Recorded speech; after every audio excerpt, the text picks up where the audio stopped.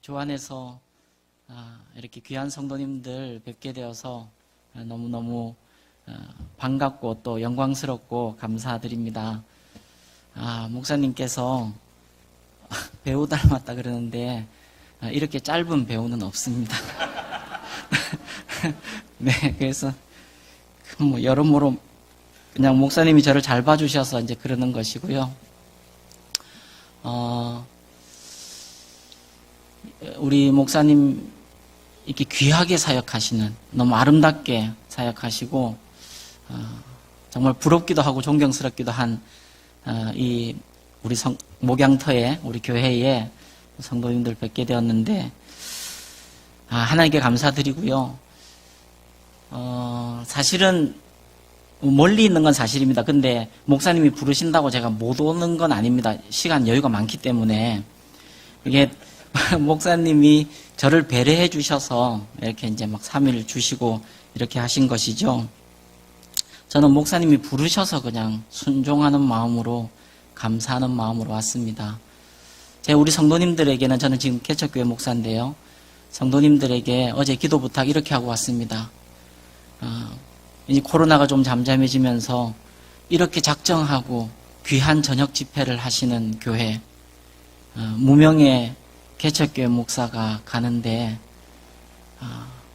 그래도 하나님께서 이 귀한 집회를 사모하며 오는 성도들에게 은혜를 꼭 주시도록 기도해 달라고. 사실 저로서는 목사님께서 저를 격려해 주시는 마음이 좀 더 사실 더 크거든요. 그래서 제가 그 마음 압니다. 그러나 성도님들에게는 1년에 몇 번 없는 큰 말씀 잔치잖아요. 그래서 하나님 은혜를 꼭 좀 주십시오. 그렇게 기도 부탁하고 왔습니다. 저는 그래도 믿음이 있습니다. 저같이 부족한 사람이라도 하나님이 세우셨으면 하나님이 필요한 은혜 주실 줄 믿습니다. 저는 목사 아들로 자랐고요. 그리고 느지막이 목사가 되었습니다. 그동안에 많은 성도님들과 또 목사님들도 만났습니다. 근데 제가 만난 거의 모든 분들은 교회 사랑하고 또 신앙생활 잘하고 싶어 하시는 분들이셨습니다. 하나님께 칭찬받고 하나님의 사람답게 살면서 하나님이 주시는 복을 누리고 그 자체가 하나님께 영광이 되는 그런 삶을 다 살고 싶어 하시는 그런 성도님들이셨습니다. 목사님들도 그랬고 성도님들도 그랬습니다. 저는 목사님 중에 성도님들 어찌해서건 괴롭히고 교회 어렵게 하겠다고 결심하신 목사님 한 분도 못 봤습니다. 전 성도님들 중에도 목사님 괴롭히고 교회 어렵게 하겠다고 뜻을 세운 성도님들은 거의 못 봤습니다. 거의의 방점이 있긴 합니다. 근데 제가 만난 많은 분들, 거의 모든 분들은 정말 그 열심이 있어요. 하나님 앞에 좀 잘 서보고 싶은. 오늘 오신 성도님들도 다 그러신 분이라고 제가 믿습니다. 그리고 우리 목사님이 우리 성도님들 얼마나 칭찬해 주시는지요. 근데 제가 오늘부터 준비한 3번의 말씀은, 근데 성도님들과 목사님들의 동기가 그렇고 소원이 그럼에도 불구하고, 근데 그렇지 못한 실제 삶의 열매는 그러지 못하게 되는 아픈 경우들도 저는 목사 아들로서 또 목회자로서 보곤 합니다. 가끔 교회 아픔이 되기도 하고요. 어떨 때는 신앙생활 안 하는 사람보다 어떨 때는 좀 더 비상식적이기도 하고요. 좀 더 부끄러운 인격과 삶을 가진 모습들도 꽤 보게 되었습니다. 교회 안에 있는 끊임없는 갈등과 싸움, 이런 것들도 저는 좀 보게 됐고요. 치유가, 그런 갈등이 있고 싸움이 있다면 치유가 되고 회복이 되기보다 그저 잘 돼봐야 좀 덮는 정도, 조금 견디는 정도, 이런 모습을 많이 보고 평신도로서도 그렇고 목회자로서는 사실 일평생 질문이었습니다. 어디서부터 잘못된 걸까? 다 잘하고 싶어 하는데 다 그 소원과 동기는 동일한데 문제의 뿌리가 뭘까 하는 것이 저의 큰 숙제였습니다. 아마 많은 이유들이 있겠죠. 근데 제가 오늘부터 말씀드릴 것은 제 인생에 가장 큰 영향을 미친 주제 하나를 다룰 것이고, 저는 이 주제가 지금 이 시대 한국교회에 꼭 필요한 주제라고 믿어서 이제 이 주제를 나눌 것인데요. 제가 목사님께 들어보니까 우리 우이제일교회 성도님들은 다 잘하시더라고요.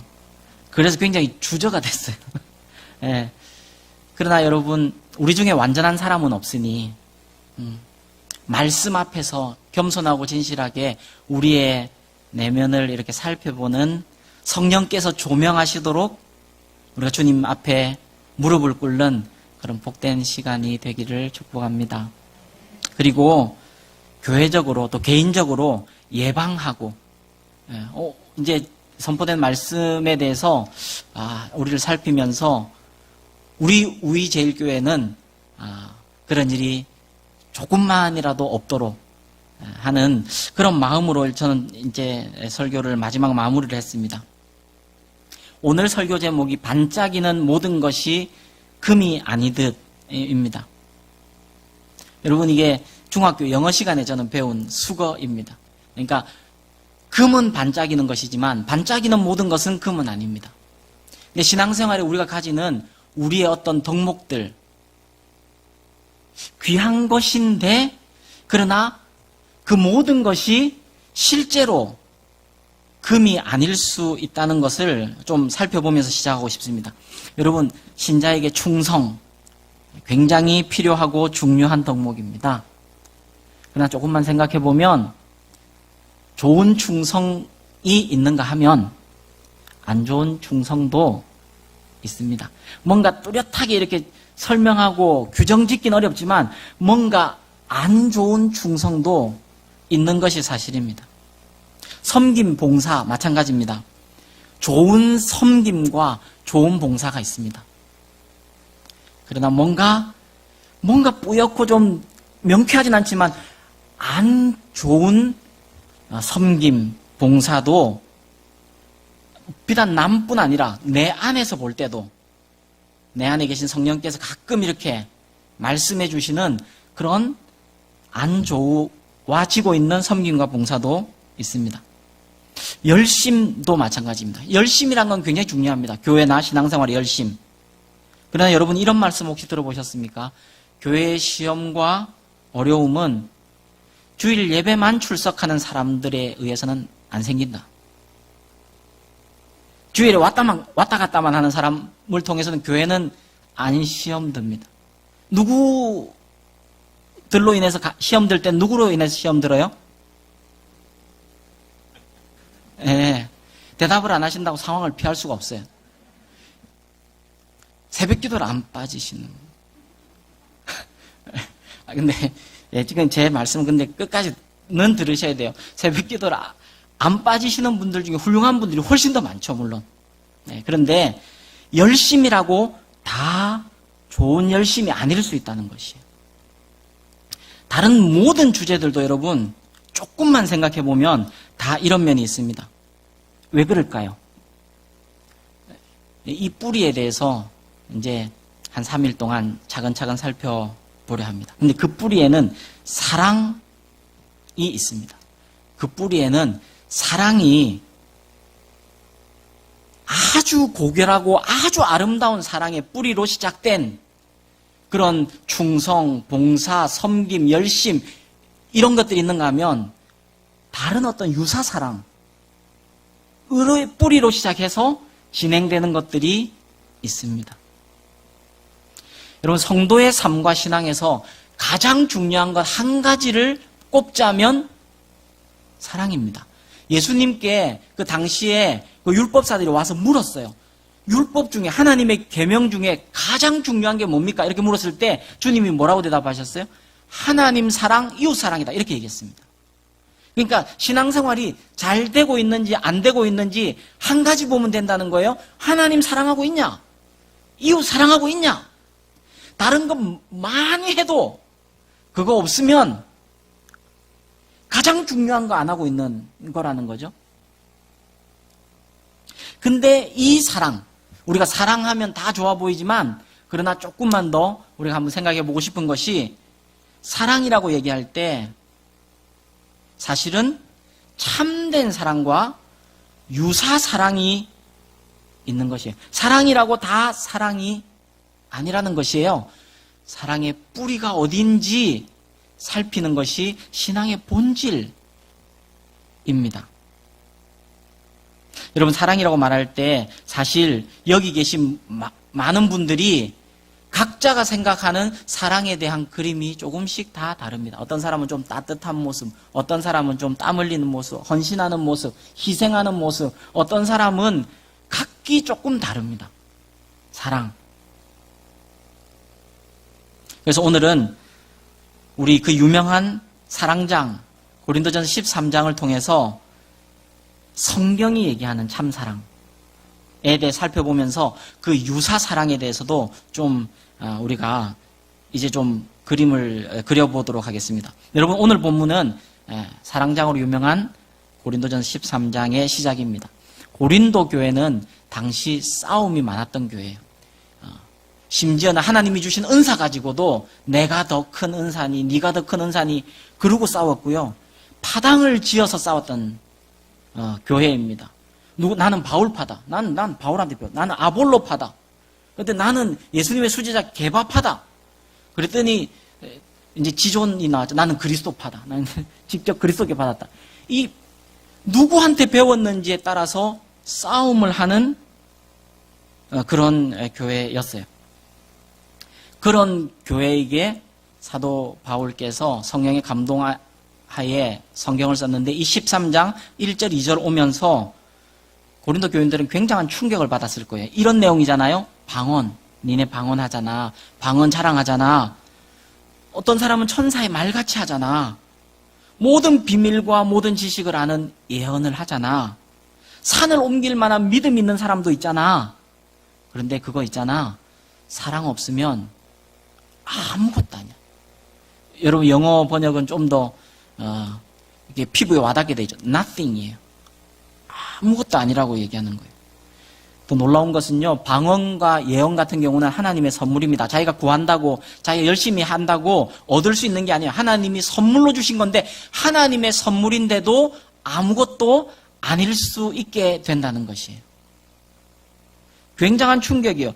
더군다나, 사도 바울이 지금 이 고린도 13장에서 얘기하고 있는 이 사랑은요, 우리가 조금만 자세히 살펴보면, 우리가 각자가 그리고 있는 사랑의 그림 그게 아니고 훨씬 다른 차원의 사랑을 말하고 있어서 고린도 교인들은 아마 굉장한 충격이었을 거예요. 여러분, 아까 말씀드렸듯이 여러분이 생각하고 있는 사랑을 한번 떠올려 가시면서 여기 1절부터 3절까지만 한번 차근차근 한번 보시죠. 여러분, 우리는 보통 1절, 1, 2절에 말하는 사랑 있잖아요. 이렇게 해석합니다. 방언해도 사랑하는 마음 없이 하면, 타인을 향해서 따뜻한 마음과 사랑 없는 말로 하면 방언 아무 소용없어. 예언, 사랑하는 말로 해야지. 사랑하는 마음으로 해야지. 보통 우리가 이렇게 해석합니다. 그죠? 예언하는 능력이 있어도, 산을 옮길 만한 믿음이 있어도 사랑하는 마음 없으면, 따뜻한 그 마음, 그거 없으면 아무것도 아니야. 그렇게 해석하면 맞아 보입니다. 그렇죠, 여러분? 누가 무슨 말을 나한테 하는데 그게 조언이든 뭐 어떤 말이든 어떨 때 우리의 마음이 움직여요? 날 진짜 사랑한다는 확신만 있으면 우리의 마음이 움직이죠. 예. 꾸중을 들어도, 눈물이 쏙 빠지도록 꾸중을 들어도 그래도 아빠가 날 사랑하는 건 틀림없어 하는 확신이 있으면 듣는 거예요. 여러분, 지금 우리 성도님들의 학창시절이나 그럴 때 꼭 그런 선생님들이 계셨잖아요? 지금은 때리면 잡혀가요. 선생님. 근데 그때는 많이 맞았어요. 어떻게 때려요? 너 이 자식 커서 뭐 될라 그러냐? 그리고 선생님이 화가 나서 때리는 게 아니라 선생님이 속이 상하고 막 눈물이 나고 이래서 때리는 선생님들이 꼭 우리 인생에는 한두 분 계셨어요. 그리고 그분 때문에 우리 인생이 빗나가지 않았어요. 예, 사랑이 있으면 혼나는 건데도 기분이 안 나쁘고 오히려 내가 저 선생님의 마음을 아프게 했다. 우리 부모님의 마음을 아프게 했다. 하고 그렇게 되잖아요. 맞아 보여요. 근데요. 3절을 읽으면 사랑이 그 정도가 아니라는 것을 우리가 어렵지 않게 발견할 수 있습니다. 여러분 3절 한번 보시죠. 제가 한번 읽어드릴게요. 내가 내게 있는 모든 것으로 구제하고. 자, 질문입니다. 내게 있는 모든 전 재산으로 구제를 해요. 근데 여러분이 생각하고 있는 그 사랑 없이 구제가 됩니까? 타인을 향한 진짜 아끼고 진짜 사랑하는 마음 그게 없는데 어떻게 내 전 재산을 들여서 구제를 해요? 뭔가 지금 다른 걸 얘기하고 있는 거예요. 더군다나 그 뒤에 또 내 몸을 불사르게 내준다 할지라도 이게 뭐예요? 내 생명 바치는 거예요. 근데 그를 향한 따뜻한 사랑 그거 없이는 어떻게 몸을 바쳐요? 잘 보세요. 3절에 보면 바울은 내 모든 것을 들어서 내 모든 것으로 구제한다 할 때 사랑이 없을 수도 있는데 그 사랑이 없다면 그건 nothing이다. 이렇게 얘기해요. 몸을 불사르게 내어줄 수 있는데 불사르게 내어줘서 충성을 하거나 불사르게 내어줘서 뭔가를 하는데 사랑이 없을 수 있는데 그렇다면 그건 nothing이라는 거예요.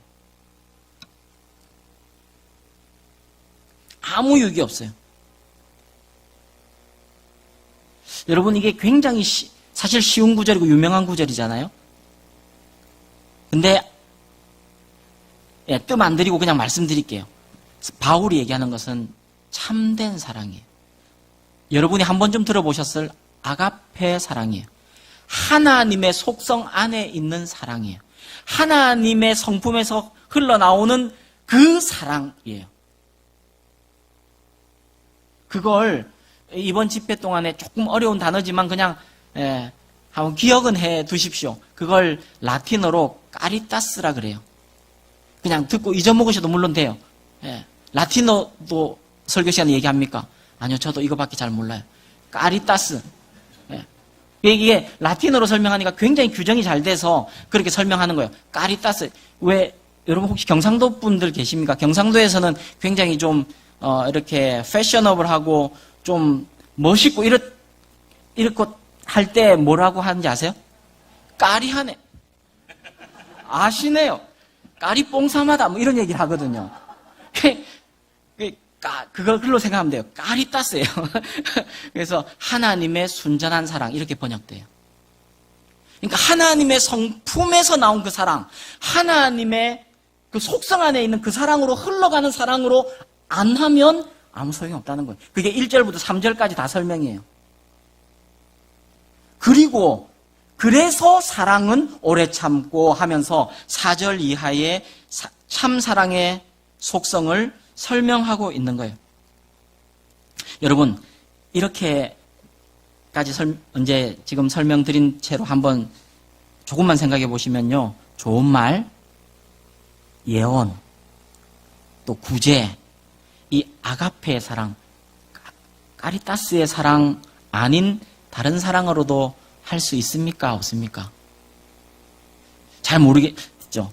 근데 이런 거요. 구제할 때요. 구제를 했어요. 그리고 구제를 하고 나면 소문이 나잖아요. 돌아올 평판이 있어요. 선행을 통해 자기 만족도 있을 수 있어요.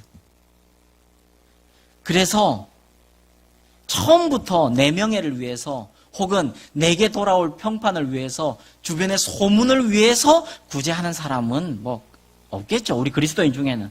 그런 사람이 있으면 연구 대상에 진짜 모아놓고 좀 연구를 해가지고 논문을 좀 발표를 해야 돼. 그런 사람은 없어요. 그런데 바울은요. 참된 사랑에서 시작을 했다가 교회 봉사도 열심도 충성도 시작했다가 점점 우리는 어디로 흘러갈 수 있게 되냐 하면 유사사랑, 가짜 사랑에서부터 이렇게 다시 길어 올려서 그런 것들을 할 수 있게 될 때가 오는데 그거 아무 소용없다는 거예요. nothing이라는 거예요. 참사랑으로 시작 안 했기 때문에. 좋은 말도 예언도 믿음의 능력도 심지어는 목숨을 던지는 희생도 그 동기가 참된 사랑이 아닐 수 있고 유사 사랑의 대표적인 걸 이제 다룰 건데 그게 자기 사랑. 조금 더 구별하기 위해서 부패한 자기 사랑이라고 제가 명명하고 계속 설명을 드리겠습니다. 이 설교 시리즈 계속되는 동안에 자기 사랑하면 부패한 자기 사랑. 부패한 자기 사랑. 여러분 물론 말씀드렸던 대로 구제를 하면서 권면의 말을 하면서 내가 이렇게 도우고 권면하면 나를 존중해 주겠지, 나를 존경하겠지, 결국은 내가 높아지겠지, 이렇게 마음으로 하는 사람은 없죠. 그러나 처음에는 모두가 선한 동기로 시작을 하지만 우리의 마음을 잘 살피지 않으면 우리도 점점 모르게 유사 사랑의 뿌리를 두고 계속 그걸 하는 거예요. 그래서 어느새 자기도 모르게 다른 동기로 섬기고 있는 자신을 발견할 때가 정직하게 적지가 않습니다. 제가 청년부 사역을 한 10년 했었는데 꽤 그래도 열매도 있고 잘했어요.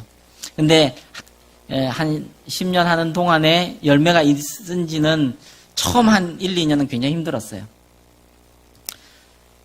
그때 어떤 얘기입니다. 저희 청년부가 제가 처음 맡았을 때 14명이었거든요. 제가 용인에 있는 향상교회라고 우리 고신교단에서는 그래도 꽤 이렇게 뭐라 그럴까 많은 교육자들이 가고 싶어하는 그런 교회인데 맨 처음에 14명 맡았어요. 제가 3개월 만에 7명으로 줄였습니다. 딱 절반 줄였어요. 그래서 제가 3개월 만에 목사님들이 회의하실 때 저는 이제 교육전도사고 나전도사가 청년부 말아먹는다. 이래가지고 유치부 보내자 막 이런 얘기도 굉장히 심도 있게 얘기를 했대요. 왜냐하면 설교가 너무 길었어요. 1시간 40분씩 하고 이랬거든요. 놀래시죠? 예, 제가 컨디션 좋으면 2시간 30분 하고 이랬었습니다. 청년부 14명을 모아놓고 그 조그만 소그룹실에 피아노도 없는데 제가 기타 치면서 찬양 앞에 30분 하고 그리고 그 14명 소부렉이 앉아있는 거기에 설교를 그리 해놓으니까 3개월 되니까 딱 7명으로 줄더라고요. 문제는 거기에 담임 목사님 따님이 있었어요. 언제 한번 담임 목사님 부르시더라고요. 한 3개월 좀 지날 쯤에. 사람은 참 어리석게도 담임 목사님 불러서 너무 좋아갖고 또 난 내가 잘했던 건 또 생각이 또 많이 나더라고요. 그래서 갔어요. 그랬더니 목사님께서 나전사님, 우리 목사님은 항상 저한테 존대해 주셨는데 제가 한 10년 사역할 동안에 전도사 그리고 강도사 목사 교구 목사 될 때까지도 그러셨는데 그렇게 한 10년 동안 독대를 제가 한 3번 정도 했는데 그때 3개월 만에 한 번 했습니다. 나전사님 설교를 1시간 40분씩 한다며요. 그러면 안 돼. 요즘 젊은이들은 못 견뎌. 제가 어느 주간에는 리더 훈련을 그 14명 중에 이제 7명으로 줄여가지고 리더 4명을 데리고 제가 리더 훈련을 토요일날 5시간을 했거든요. 예, 그러고 아마 제가 불려갔던 것 같은데. 근데 이제 그럴 즈음입니다. 그럴 때, 사역은 너무 힘들고, 막 애들은 안 따라오고, 그러는데 아침에 이제 큐티를 하는데, 섬김에 대한 마음이 확 오는 거예요. 그래, 내가, 진짜 좀, 애들을 진짜 진심으로 애들의 필요를 좀 섬겨보자. 전도사가 이게 뭐냐. 그래서 토요일 날 아침에 묵상을 하고, 너무 은혜를 받아가지고, 그 조그만 소그룹실입니다. 한 20명 들어가면 너무 빡빡한. 거기를 청소를 하기 시작했어요. 청소를 하니까 이게 좋더라고요. 청소를 막 하고, 그러니까 땀도 좀 나니까 그게 오히려 뭔가 좀 뿌듯해요. 이게 우악기 벗고, 우악기로 해도 됩니까? 어쨌든, 이게 와이셔츠에 땀이 이렇게 쫙 빼오는데, 뭔가 역시, 나는 진짜 좀 괜찮은 전도사고, 막 이런 생각이 나요. 처음에 제가 시작한 동기는 하나님의 말씀에 순종하기 위해서 했습니다. 예, 열매 그런 거 생각 안 하고, 나도 섬겨보리라. 하고 시작했습니다. 점점 하는데, 점심시간이 좀 지나면서 애들이 올 시간이 다가와요. 청소가 느려져요. 왜요? 한 명한테만 들키면 된다.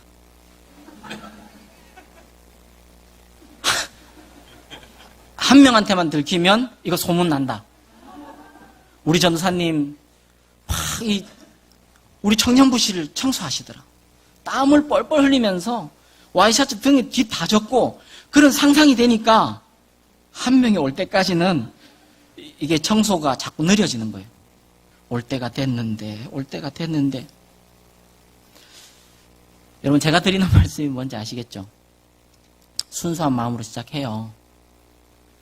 근데 우리의 마음을 성령님 앞에 조명하지 않으면, 조그만 그 흔들림에 명민하지 않으면, 여러분, 우리의 영혼이 가시와 엉겅퀴가 더 잘 자랄까요? 아니면은 쌀이 잘 자랄까요? 가만히 두면 그런 거예요.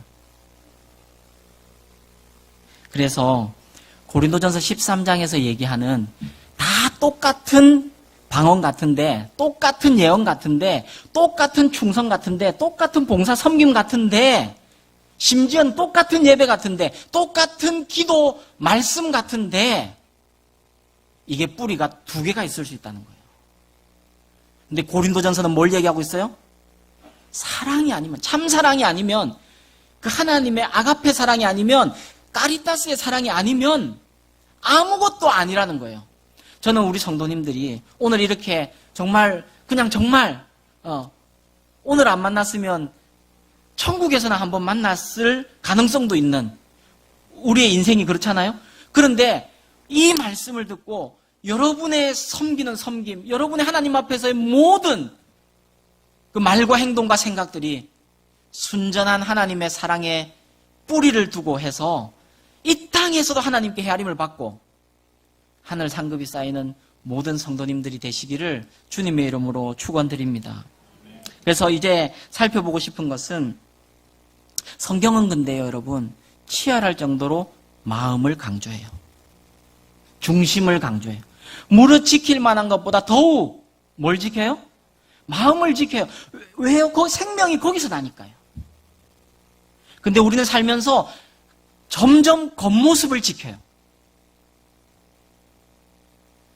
여러분, 성경이 이렇게 얘기해요. 하나님은 어디를 보신다고요? 중심을 보신다고요. 근데 사람은 뭘 봐요? 외모를 봐요. 하나님은 우리 눈에 보여요, 안 보여요? 잘 안 보여요. 보이신다고요? 굉장히 센데? 근데 사람이 외모를 보니까 우리의 관심도 점점 외모로 가는 거예요. 그래서 오늘 순전한 하나님 사랑과 부패한 자기 사랑에 대해서 이제 조금 살펴보도록 하겠습니다. 여러분, 여러분 안에 있는 사랑들 있잖아요. 여러분 마음 안에 있는 사랑들, 크고 작은 사랑들이요. 다 한번 떠올려 보십시오. 뭐 자녀 사랑이든 가족 사랑이, 부모 사랑이든 혹은 교회 사랑이든 여러분이 사랑하는 어떤 분들을 향한 사랑이든 혹은 뭐 작은 사랑까지요. 여러분 그 취미의 사랑이든 혹은 뭐 그렇게 뭐 동시다발적으로 지금 예. 근데 괜찮습니다. 이게 잠깐 이렇게 쉬었다 가는 것도 조는 분들에게 굉장히 도움이 됩니다. 예. 그 여러분이 생각하는 좀 덜 가치 있는 사랑이든요.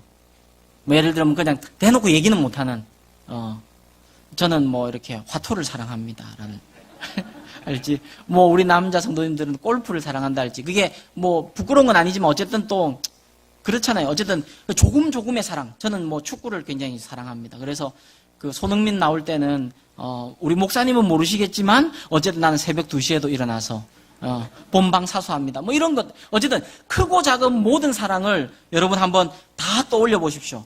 그리고 그 사랑들이 철가루라고 생각해 보세요. 여러분의 사랑을, 다 있는 사랑을. 뭐 가치 있고 고결한 사랑이든 조그만 하찮은 사랑이든 어쨌든 다 깔아놓고 철판 그 철가루인데 그 철가루를 여러분 상상을 하시면서 한번 들어보세요. 그림을 그리면서 아주 넓은 철판 위에 여러분의 있는 모든 사랑을 쫙 흩뿌려 보세요. 지금 흩뿌렸어요? 그리고 그 철판 밑에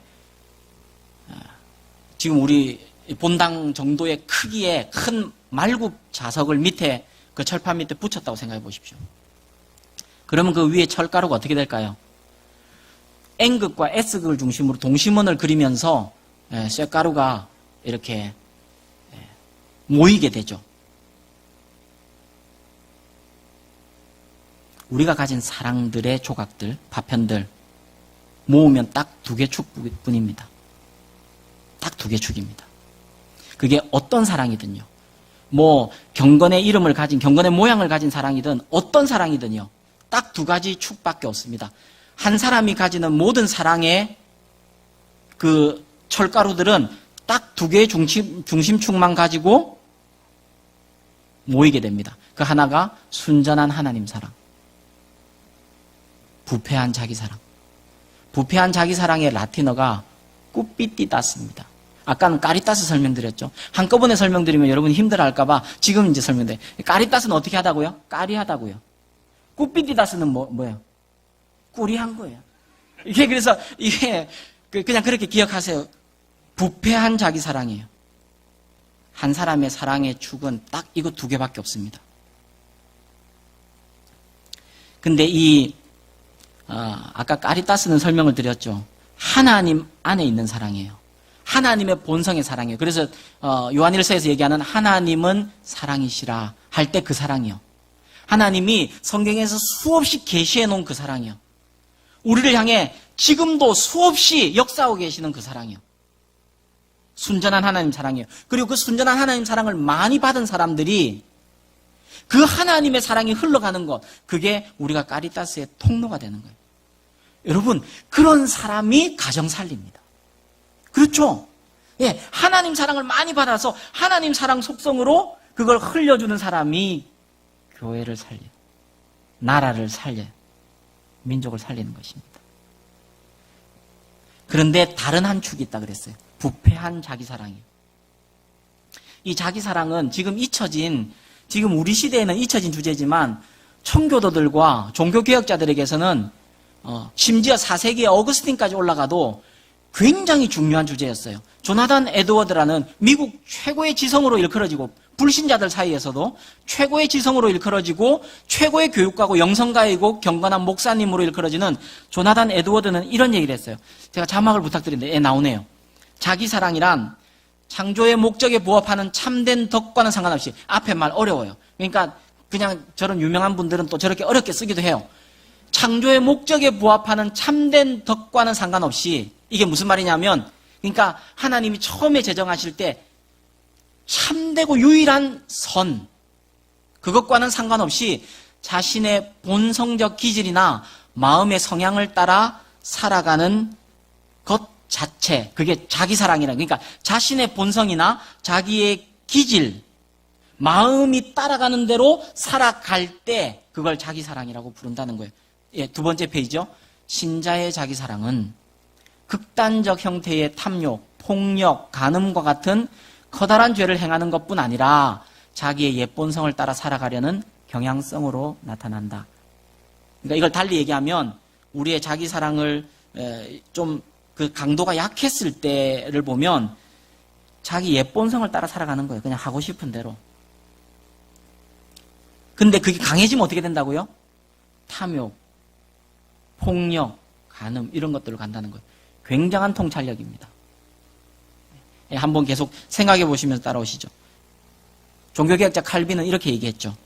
신자의 가장 큰 적은 사탄도 세상도 아닙니다. 신자의 가장 큰 적은 바로 신자 자신입니다. 우리는 세상이 악해서 신앙생활 잘 못하겠다고들 얘기해요. 사단이 너무 많이 공격해서 이 악한 세상에서 신앙 지키기가 어렵다고 얘기해요. 근데 칼빈은 이미 뭐라고 얘기하고 있냐면 신자 자신이 그렇게 살고 싶어 하지 않는 것 때문에 유혹이 많은 것이고 신자 자신 안에 그 싸움이 본질적인 싸움이다. 이렇게 얘기를 하셨어요. 그리고 어거스틴, 4세기의 위대한 교부죠. 어거스틴은 모든 죄의 뿌리는 자기 사랑이다. 아모르수이다. 이렇게 얘기를 했어요. 그래서 어거스틴은 모든 죄 중에 가장 큰 죄를 교만이라고 봐요. 여러분, 자기 사랑으로 똘똘 뭉친 사람의 열매가 교만이에요. 우리의 일평생의 싸움이에요. 교만을 죄의 본질이라고 되어 있어요. 교만이 뭐예요? 자기를 의롭게 생각하고 남을 무시하는 거예요. 근데 교만함의 끝은 뭐냐면 하나님을 무시하는 거예요. 자기가 최종 결정자가 되는 거예요. 우리 신자 중에는 안 그럴 것 같은데, 근데 우리 안에도 그 싸움들이 유의하지 않으면요, 여러분. 물론 여러분, 이 주제가 지금 어려운 이유는 이 시대는 자기 사랑을 굉장히 권장하는 그런 시대죠. 그리고 자기를 좀 더 사랑하세요. 자기에게 좀 더 관대하세요. 그런 메시지 많이 듣죠. 특별히 최근 한 10수년 전부터 굉장히 많이 나오는 메시지. 여러분이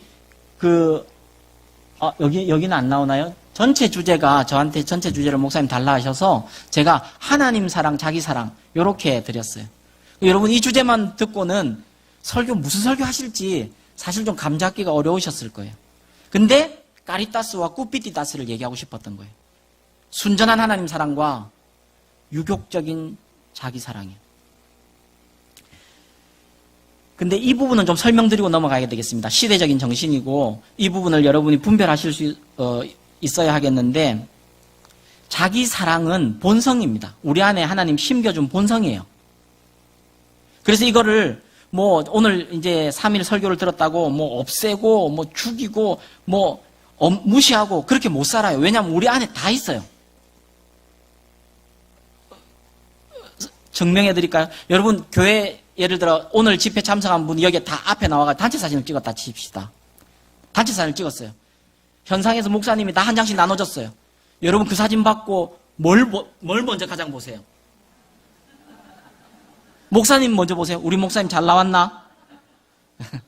다 자기 봐요. 그러니까 이거는 선한 것도 아니고 악한 것도 아니에요. 하나님이 심어주신 거예요. 아디아포라라고 그래요. 선한 것도 아니고 악한 것도 아니에요. 근데 이걸 악하게 쓸 때 문제가 된다는 거예요. 여러분 올바른 자기 사랑이 있고, 제가 부패한 자기 사랑이라고 얘기했던 것을 보면 여러분이 눈치채셨을 텐데, 올바른 자기 사랑이 있고 부패한 자기 사랑이 있어요. 우리의 식욕도요, 선한 것도 아니고 악한 것도 아니에요. 하나님 심어주셨어요. 근데 어떨 때 선한 게 돼요? 필요한 만큼 먹는 거예요. 건강을 위해 먹는 거예요. 근데 어떨 때 악한 식욕이 돼요? 아무 때나. 그럴 때 먹는 게 아니고 아무 때나. 성욕도 마찬가지예요. 하나님 주신 생명의 역사예요. 그렇죠? 그러나 좋은 성욕이 있고 나쁜 성욕이 있어요. 그죠? 이 자기 사랑도 마찬가지예요. 근데 이 세상이 얘기할 때 자기를 좀 더 아껴주세요. 너무 자기한테 좀 너무 몰아붙이지 마세요. 좀 관대하세요. 이건 건강한 자기 사랑을 조금 이렇게 좀 권장한다고 보면 조금 이해는 돼요. 근데 이것도 신학적으로 보면 사실 좀 더 살펴야 되는데, 그건 그냥 오늘 던져놓고 가겠습니다. 그래서 좋은 신자는 어떤 사람이냐? 부패한 자기 사랑은 갈수록 힘을 잃고 죽어가고요. 건강한 자기 사랑은 갈수록 힘을 얻고 건강해지고 내 삶을 더 전인적으로 영향을 미칠 때 그가 건강한 신앙인이 되는 거예요. 아름다운 그리스도인 되는 거예요. 그걸 우리가 흔히 얘기하는 성화된다 이렇게 얘기하는 거예요. 그러나 문제는 뭐라고요? 사람은 가만히 두면 건강한 자기 사랑이 점점 자라겠습니까? 아니면은 부패한 자기 사랑이 자라겠습니까? 부패한 사랑이 자라는 거예요. 그럼 건강한 자기 사랑은 뭔지는 간단히만 설명드리고 넘어가겠습니다. 이번 시리즈에서는 이 부분의 설교를 할 시간은 없어요. 그리고 목사님께서 좀 해주실리라 저는 그냥 믿고 맡겨놓고 가려고요. 예, 그러고 보니까 목사님께 제가 이 내용 설교할 겁니다 말씀을 드리지 않았어요. 그냥 본문하고 제목만 드렸는데, 제가 꼭 했으면 좋겠는 말씀을 어쨌든 저도 주제만 봤는데 마지막 날에 전하시더라고요. 예, 승부가 성령 충만이에요. 건강한 자기 사랑의 승부는 성령 충만이에요. 여러분 희한해요. 성령이 임하신다는 게 뭐예요? 영이 임하는 거거든요. 영이 임하는 걸 예수 그리스도를 모르는 사람들, 예수님을 모르는 사람들은 영이 임하는 걸 뭐라고 얘기해요? 귀신 들렸다 그러잖아요. 귀신 씌었다고.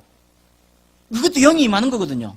근데 악령이 임하는 거예요. 악령이 임하면 어떻게 해요? 우리 영혼을 다 짓이고 부셔뜨리고 인격을 파괴하고, 그래서 도적이 오는 건 도적질하고 죽이고 멸망시키는 것뿐이에요. 귀신 들린 사람 중에 갈수록 아름다워지더라. 그런 사람 봤어요? 눈빛이 점점 선해지고 옷매무시가 딱 가다듬어지고 그런 사람 봤어요? 맨날 흰 옷만 입고 다니고 머리에 뭐 꽂고 다니고. 근데 성령이 임하시면 어떻게 돼요? 영혼이 살아나는 거예요. 사람의 가치가 드러나는 거예요. 고결하게 되는 거예요. 그러니까 그게 승부인데, 그건 이제 목사님한테 들으시고, 건강한 자기 사랑은 어떻게 할 때 많이 점점 더 자라나고 점점 더 생명력을 가지게 되는가? 건강한 자기 사랑은 이거예요. 하나님이 나를 보는 눈으로 나를 보는 거예요. 이걸 보는 거예요. 하나님께서 나를 자녀 삼으시고 나를 이렇게 보시는 거예요. 여러분 그 눈을 상상해 보세요. 그 눈빛을 많이 본 사람이 건강한 자기 사랑을 하는 거예요. 여러분 세상에서는 누구도 나를 그렇게 받아주지 않았어요. 우리 신앙의 선배들이 그런 간증 많이 하잖아요. 세상에서는 실패했어요. 나도 나조차 내가 싫을 때가 너무 많았어요. 항상 그렇게 살았어요. 근데 어느 날 십자가를 보여주시더니 나 사랑한다. 사랑한다 내 아들아. 사랑한다 내 딸아. 나 이만큼 사랑한다. 어떻게 사랑한다고요? 독생자를 줄 만큼 사랑한다. 여러분 그 한 구절이 내 인생을 바꿨잖아요. 그렇죠? 하나님이 세상을 이처럼 사랑하사, 그게 믿어지는 거예요. 그리고 거기서 주님을 뵀어요. 그런 사람이 기도가 되는 거예요. 응답이 일어나는 거예요. 건강한 자기 사랑이 되는 거예요. 십자가를 통과한 사람이 건강한 자기 사랑이 되는 거예요. 십자가에서 나 없는 이 세상, 차라리 내가 내 생명 들여서 내가 널 구원하겠다고 외치시는 그리스도의 심장을 보는 거예요. 그런 사람이 부패한 자기 사랑에 자기 인생을 걸지 않아요. 여러분 다 이해하시니까 일단 넘어갈게요. 그래서 건강한 자기 사랑의 핵심 구절이 뭐냐? 스바냐 3장 17절이에요. 너의 하나님 여호와가 너의 가운데 계시니 그는 구원을 베푸실 전능자시라. 같이 읽어볼까요? 그가 너로 말미암아 기쁨을 이기지 못하시며 너를 잠잠히 사랑하시며 너로 말미암아 즐거이 부르며 기뻐하시리라 하리라. 여러분 하나님의 마음으로 저 말씀이 믿어지기를 주님의 이름으로 축원합니다. 교회 오래 다녔다고 저게 믿어지는 게 아니에요. 근데 믿고 싶은 소원이 생길 때 하나님 앞에 간구하면 믿어지는 은혜들이 있는 거예요. 그래서 여러분 우리가 생애적인 은혜는 언제 받았어요? 이런 하나님이 나를 보시는 눈 만난 거예요. 십자가의 예수 그리스도의 눈빛을 만난 거예요. 스바냐 3장도 스바냐서 전체를 여러분 잘 읽어보면 하나님이 저렇게 말씀하셨는데 이스라엘 백성들이 정말로 다니엘같이 요셉같이 아름다운 삶을 살았는가? 아니에요. 하나님의 심판 앞에 있을 수밖에 없고 그런 인생들이었어요. 그러나 하나님이 하나님의 눈으로 그의 백성들을 보기 시작한 거예요. 여러분 그 눈이 저와 여러분의 실제가 되시기를 주님의 이름으로 축원합니다. 그게 신앙생활이에요. 그런 사람은 얼굴빛이 점점 달라져요. 그런 사람은 영혼이 점점 더 부여해져요. 그게 신앙의 참 생명이죠. 그러니까 이게 자존감, 셀프 이스팀 이러잖아요. 자존감, 존귀한 자. 여러분 같이 이런 훈련 한번 해보십시다. 하루에 약을 아침, 점심, 저녁 이렇게 한 3번 복용하는 거예요. 과다 복용해도 돼요. 어떤 약일까요? 예, 또 신약 구약 얘기를 많이 하시더라고요. 근데 제가 드리고 싶은 약은 이거예요. 여러분 집에 가시면, 꼭 이렇게 얘기해 줄 사람이 있어요. 어떤 얘기냐면, 너는 하나님의 사랑하는 아들이다. 너는 하나님의 사랑하는 딸이다. 그걸 아침, 점심, 저녁으로 1일 3회. 식전도 괜찮고 식후도 괜찮고 과다 복용해도 좋고. 근데 누구한테 얘기하냐면 집에 가서 여러분 거울 앞에 서서 그 사람에게 얘기하는 거예요. 거울 앞에 보이는 그 사람이요. 여러분 우리가 왜 우리 인생이 힘든 줄 아세요? 예, 목사인 저도 이렇게 설교하지만 제 인생도 힘들 때만 있죠. 그러나 그 힘듦이 진짜 힘듦이 아니고 고난이 진짜 고난이 아니고 사망의 골짜기가 진짜 그 사망의 골짜기가 아니고 여호와가 내 목자이심이 믿어지는 사람에게는 그게 다 간증거리고 하나님이 오실 것이라는 기대를 할 수 있는 은혜의 마중물이 되는 것이에요.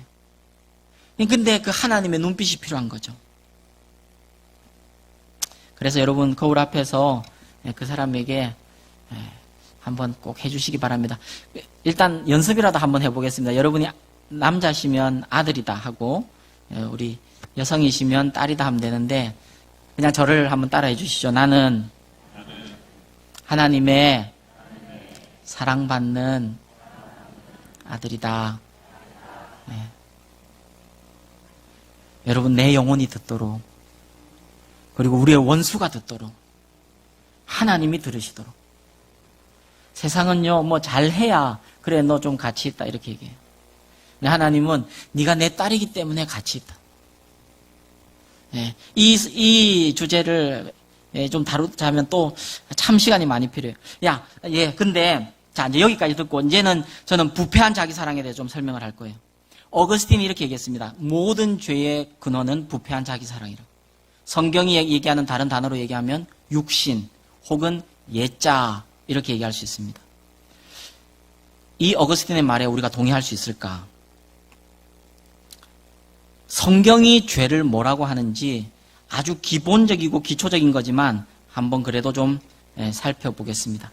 부패한 자기 사랑이 진짜 모든 죄의 근원인지 아모르수이가 여러분 성경이 말하는 죄가 무엇인지를 알기 위해서는 죄가 시작된 곳을 살펴보는 게 가장 도움이 됩니다. 죄의 시작은 어디죠? 선악과입니다. 선악과는 다 아는 사건이에요. 그런데 여러분 제가 또 한번 질문해 볼 테니까 한번 잘 곰곰이 한번 생각해 보세요. 선악과를 따먹은 게 왜 죄일까? 이런 질문을 사실 누구나 하잖아요. 근데 교회 한 2, 3년만 다니고 나면 이제 그 질문 못 하게 되는 그런 희한한 분위기가 있잖아요. 근데 아직도 그것도 모르나? 이런 등신아, 뭐 이런 그런 눈빛으로 막 이렇게 어디 누구한테 질문도 못 해요. 그런데다가 소리집사 임명을 받았네. 그래도 조금 있더니 권사님이 됐어요. 안수집사인데 이러면은 몰라도 그건 표내면 안 돼요. 근데 선악과를 따먹는 게 왜 죄가 됐을까요? 그리고 따먹는 게 죄라면 그걸 왜 먹지도 못하게 할 나무를 동산 중앙에 두신 거예요? 먹지 못하게 하려면 그냥 서로 좋게 저거 구석태기에 두시지 않고 왜 동산 중앙에 뒀을까요? 인간의 위치, 자유의지 이런 거 많이 들어보셨을 겁니다. 제가 한 가지 더 질문 드릴게요. 속으로 대답하세요. 선악과를 따먹기 전에 아담과 하와는 선악을 알지 못했을까요? 뭐가 선이고 뭐가 악인지 알지 못했을까요? 그냥 답은 하지 마세요. 그냥 고개 끄덕도 하지 마세요. 서로 입장이 곤란해질 수 있으니까 일단 그냥 생각만 하세요. 선악과를 따먹기 전에 아담과 하와는 선악을 알지 못했을까요? 또 하나 질문이에요. 그럼 선악과를 따먹은 후에 아담과 하와는 하나님과 같이 되었을까요? 안 됐어요? 눈을 뜨세요. 그렇게 어려운 질문 아니에요. 다시요. 선악과를 따먹은 후에 아담과 하와는 하나님과 같이 되었을까요? 하나님과 같이 안 됐는데 왜 목사님 자꾸 이 질문을 하시지? 성경 구절 하나 띄워주세요. 창세기 3장 5절. 이거 뱀의 말입니다. 같이 읽어보겠습니다. 너희가 그것을 먹는 날에는 너희 눈이 밝아 하나님과 같이 되어 선악을 알 줄을 하나님이 아시며. 이게 뱀의 말이에요. 아멘이라고요? 뱀의 말인데. 네. 근데 지금 뱀이 얘기한 거의 핵심이 뭐예요? 먹고 나면 눈이 밝아져서 하나님과 같이 된다, 니네. 그리고 뭘 안다고요? 선악을 알 줄을. 하나님이 알기 때문에 니네 먹지 못하게 하는 거다. 그래서 뱀은 뭐라고 얘기한 거예요? 하나님 같이 높아질까봐. 일단 뉘앙스는 그렇잖아요. 예. 그럴까봐 먹지 못하게 한 거래요. 근데 제가 따먹고 나면 하나님과 같이 되었나고 질문 드렸죠. 근데 뱀의 말이니까 거짓일 것 같아요. 3장 22절, 창세기 3장 22절을 한번 보시죠. 여호와 하나님이 가라사대 보라, 이 사람이 이제 선악과를 따먹었어요. 이 사람이 선악을 아는 일에 우리 중 하나같이 돼서. 우리 중이 누구신데? 하나님이세요. 하나님과 같이 됐다는데. 이거 하나님 말씀이에요. 이거는 뱀 얘기가 아니고. 선악을 아는 일에 우리 중 하나같이 되었으니 이제 생명나무 따먹지 못하게 해야 된다. 왜냐하면 우리가 아는 대로 죄가 있는 상태로 영생하는 게 지옥이기 때문에. 그래서 쫓아내고 이 화영금을 두른 천사들을 지키게 한 거예요. 에덴 동산을.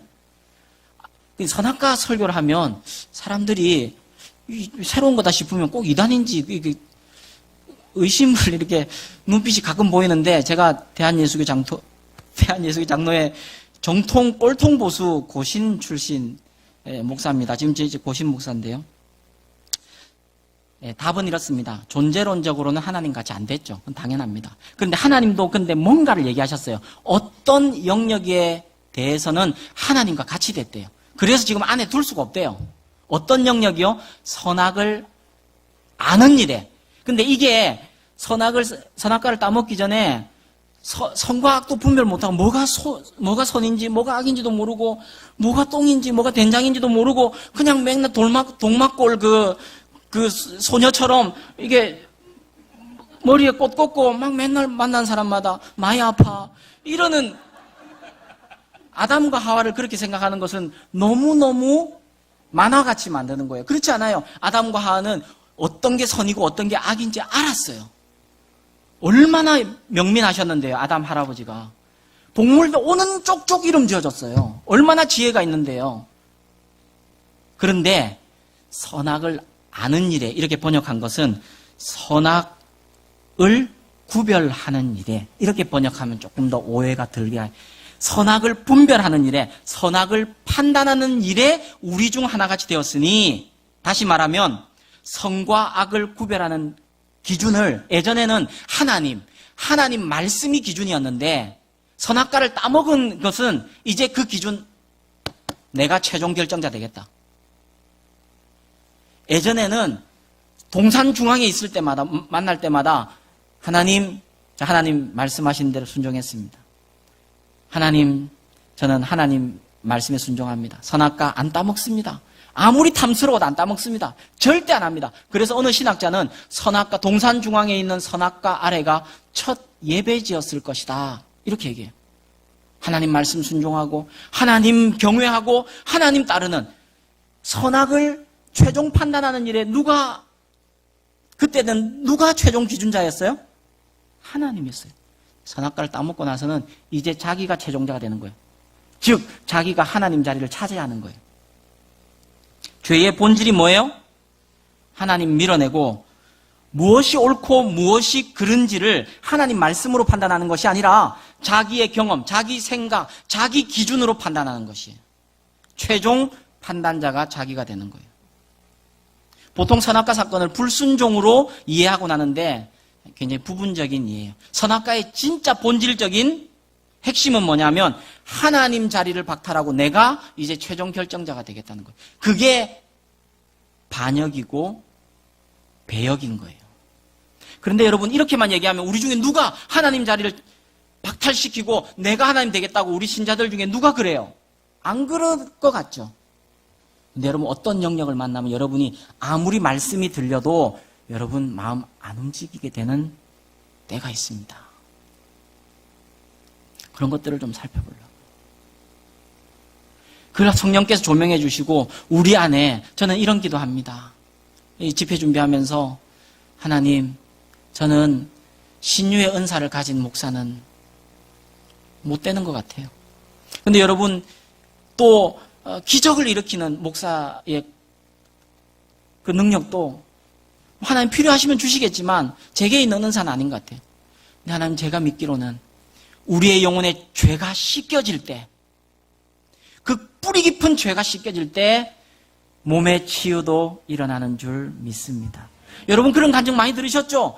불같이 어떤 뜨거운 게 임하는데 죄가 파노라마처럼 지나가더라. 하나님이 이거 서운하셨고, 예전에는 너무너무 하찮은 것으로 뭐 그렇게 안 하는 사람 다 있어? 이 세상에 그렇게 안 하는 사람 누가 있어? 이 한국교회에 그렇게 안 하는 사람 누가 있어? 나만큼만 해보라 했는데 하나님의 은혜 앞에 서게 되니까 내가 예수님을 십자가에 못 박은 죄인이구나. 그럴 때 우리의 영혼의 죄가 벗어지고 몸도, 얼굴도 변하고 몸도 새로워지고, 그럴 때 관계가 새로워지고, 여러분 가정이 회복되고, 할렐루야, 예, 사업이 열리는 그런 복을 저는 신뢰합니다. 그래서 여러분 그걸 살피시자고요. 이 선악과 사건은 하나님의 자리를 박탈하고 내가 서야 되겠다 하는 극단적인 자기사랑, 그래서 선악과 사건이 죄입니다. 구약의 다른 증거들 중에 한 가지 대표적인 것도 읽어드릴게요. 여러분 구약의 죄, 이스라엘 백성들의 죄를 딱 한마디로 이 현상들이 팽배함으로 죄다 이렇게 얘기한 구절이 사사기 22장 혹은 21장에 나옵니다. 네, 21장과 22장에 나오는데 여러분 이게 사사기 시대의 이스라엘 백성들의 죄를 한마디로 얘기한 거예요. 같이 읽어보겠습니다. 그때에 이스라엘에 왕이 없으므로 사람이 각각 자기 소견에 옳은 대로 행하였더라. 자기 소견에 옳은 대로 행하는 것, 자기 생각대로 하는 것, 자기 하고 싶은 대로 하는 것, 그게 죄다 이렇게 얘기하는 거예요. 신약 말씀도 하나만 더 볼게요. 디모데후서 3장 1절부터인데요. 제가 읽어드릴게요. 너는 이것을 알라. 말세에 고통하는 때가 이르리니 사람들은 자기를 사랑하며 돈을 사랑하며 자긍하며 교만하며 회방하며 부모를 거역하며 감사치 아니하며 거룩하지 아니하며 이렇게 돼 있어요. 잠깐 띄워놔 주시겠어요? 이런 질문이 생겨요. 목사님, 어거스틴은 자기 사랑이 모든 죄의 시작이고 동기고 뿌리다 했는데 성경은 돈 사랑, 자긍, 교만, 회방, 지금 제가 디모데후서만 읽었지만 로마서에 보면 훨씬 더 많이 있습니다. 로마서 1장에 보면요, 여러분 아시죠? 부모 거역, 감사치 아니하면 거룩하지 아니하면 이런 것들이 있는데요. 이거 어떻게 해석해야 돼요? 근데 여러분 잘 보세요. 돈 사랑의 뿌리가 뭘까요? 돈을 왜 사랑하세요? 아니, 여러분은 안 사랑해요. 돈 사랑이 일만하게 뿌리인데 사람들은 왜 돈을 사랑해요? 자기 하고 싶은 대로 하는데 도움이 되니까요. 왜 자긍해요? 왜 교만해요? 그 뿌리는 어디서 시작된 거예요? 교만은 열매예요. 자긍도 사과나무에 사과나무 가득한 사과의 생명이 있어요? 가만히 놔두면 계절이 되면 뭐가 맺힙니까?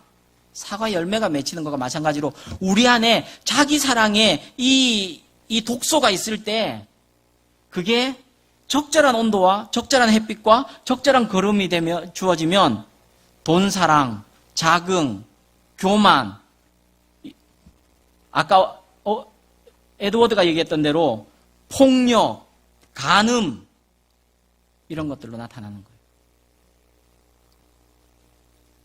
자기 사랑의 확장이 돈 사랑으로 나타난 겁니다.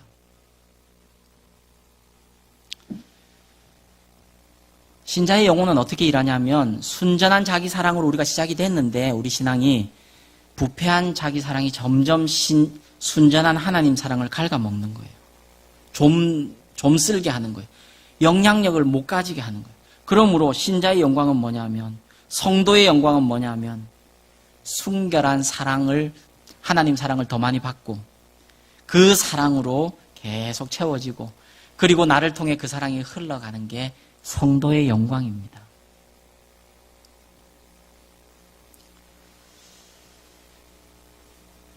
조금만 더 이게 살펴볼게요.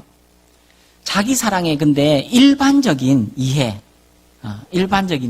요게 조금 또 지금까지 막 은혜 받고 좋았는데 혹시 어려울까봐 좀 걱정은 되는데 근데 지금 여러분의 눈빛이 좀 더 해도 된다는 눈빛이셔서 자, 요거 조금만 더 얘기할게요.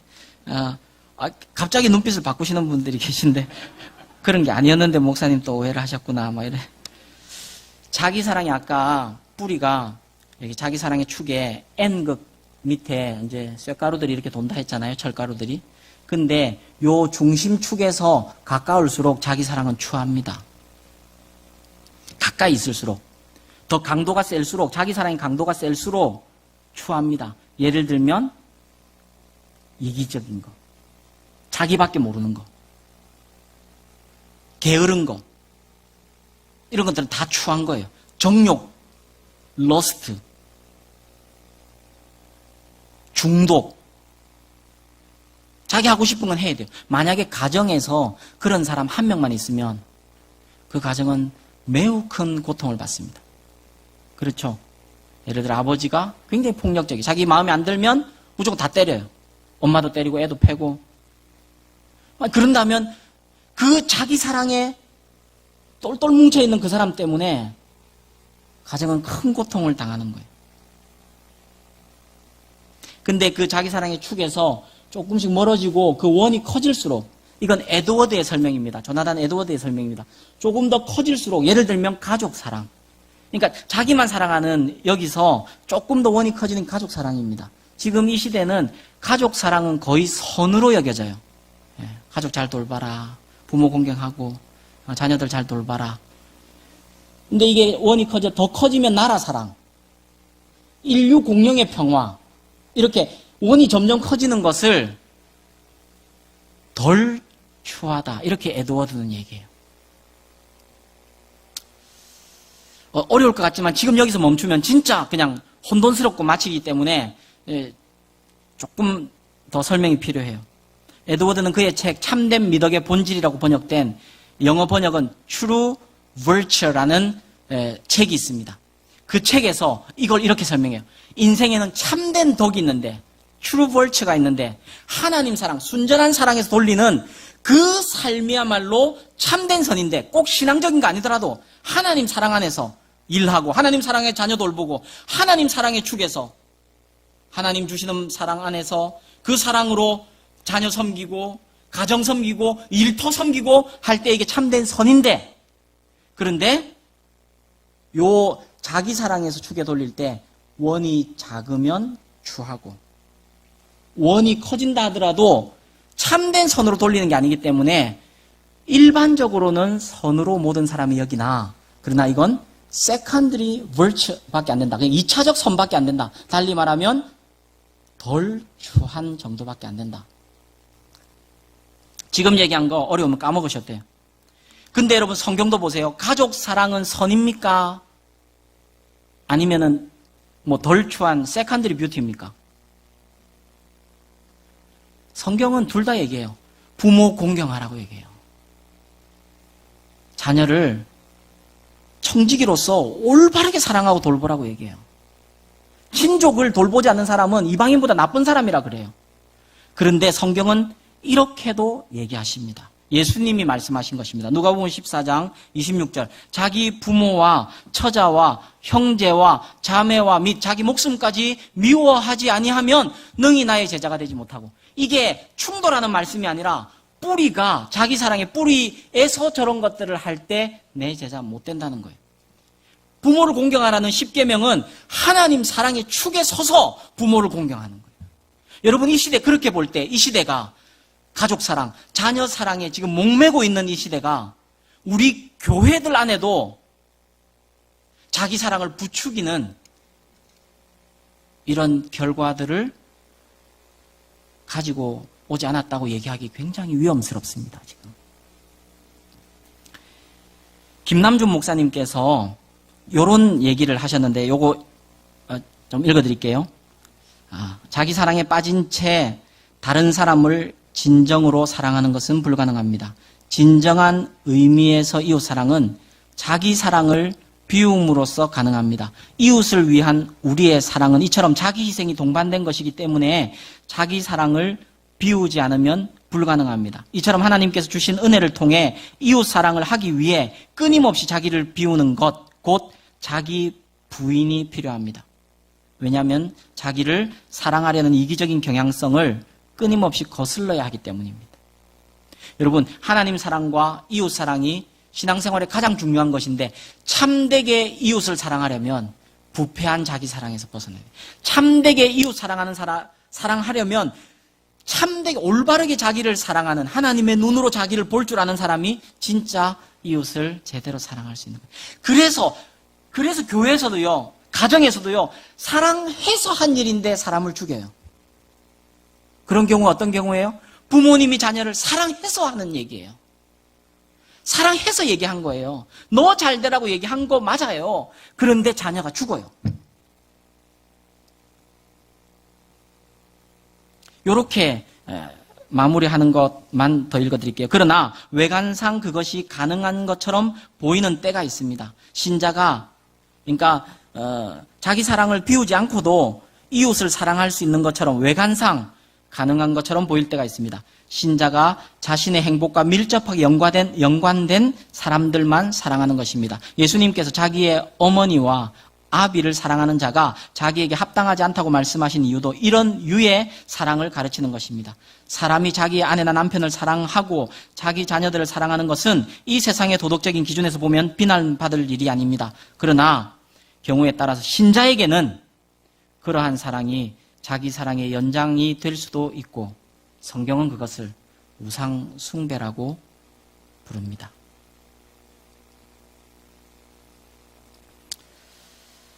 네, 오늘 말씀은 여기서 정리를 하려 합니다. 오늘 주제가 좀 생경스럽기도 하셨을 테고 그리고 좀 많은 개념을 얘기를 했는데 그런데 여러분들이 너무 잘 따라와 주셔서 이제 내일은 그 부패한 자기 사랑의 열매에 대해서 얘기를 할 거거든요. 내일 인원이 확 줄면 저는 굉장한 상처를 받고 지금 안 그래도 개척교회 한다고 괜히 힘이 이빠이 드는데 그냥 한 말입니다. 여러분 이제 말씀 정리를 하죠. 나를 한번 돌아보십시다. 다른 사람이 나를 보는 나 그거에 계속 매몰되어 계시지 마시고 나를 주님 앞에서 한번 돌아보십시다. 성령께서 조명해 주시도록 좀 돌아보십시다. 여기에 우리 장로님들도 많으시고 우리 중직자들도 많으시고 여기는 우리 목사님들도 계시고 교육자들도 계시고 사람들은 그 직분이나 그 외면으로 섬기고 있는 모습을 봅니다. 하나님 언제나 우리의 중심을 살피십니다. 마음을 아무리 살펴도 지나치지 않다고 성경은 강조하고 있어요. 여러분 우리의 충성의 뿌리를 다시 추적해 가 보십시다. 열심, 봉사, 섬김. 성령께서 나의 마음과 뿌리를 조명해 주시도록 기도하십시다. 발견되면 회개하고 하나님의 은혜를 구하십시다. 순결하게 시작했던 그때로 돌아가십시다. 우리 모두에게는 순결하게 주님 앞에 신부로 섰던 때가 있어요. 특별히 이 오늘 평일날 저녁에 이렇게 집회를 사무해서 나오신 분들은 아마 반드시 있으실 거예요. 세상 사람들이 좀 조롱했어도 아무 상관이 없었어요. 너 어떻게 이렇게 바보같이 사냐? 그래도 아무 상관이 없었어요.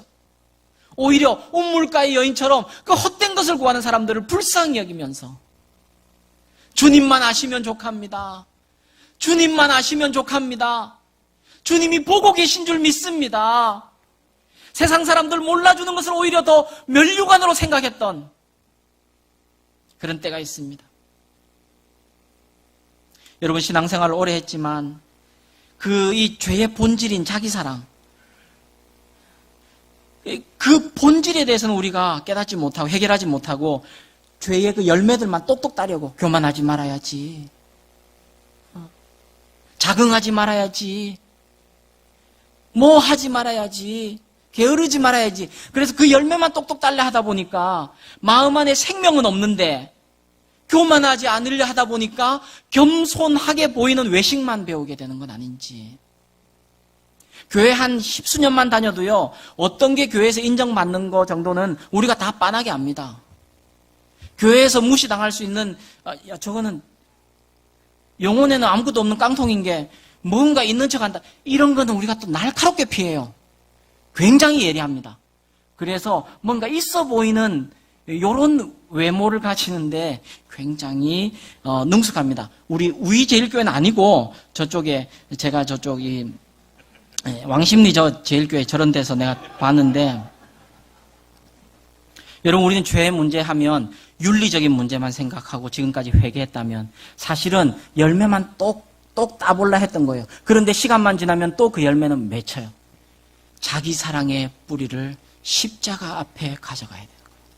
성령의 불이 필요한 거예요. 정말 성령의 조명하심과 나의 삶을 송두리째 조명해 주셔서 내가 그 말과 행동의 뿌리들을 찾아가 봐서 거기서 다시 시작하는 은혜가 필요한 거예요. 성경이 말하는 순결은 동기의 순결입니다. 참된 사랑과 아가페의 순결입니다. 영적인 순결함, 도덕적인 순결함의 수준을 넘는 영적인 순결함이 참 영혼의 능력입니다. 이 3일 지날 때 참된 사랑에서 시작하게 하옵소서. 주여 그곳으로 돌아가게 하옵소서. 참된 사랑을 회복하도록. 오늘 1절부터 오늘 본문 1절부터 3절까지를 김남준 목사님은 이렇게 주석했습니다. 사랑이 없으면 내가 아무것도 아니요 라는 이 바울의 선언을 이렇게 주석했습니다. 사랑의 기반에, 참 사랑의 기반에서 행하지 않는다면 내가 섬기는 섬김은 귀해도 나는 하찮을 뿐입니다. 사랑 없이 섬기고 있다면 나는 차가운 도구일 뿐입니다.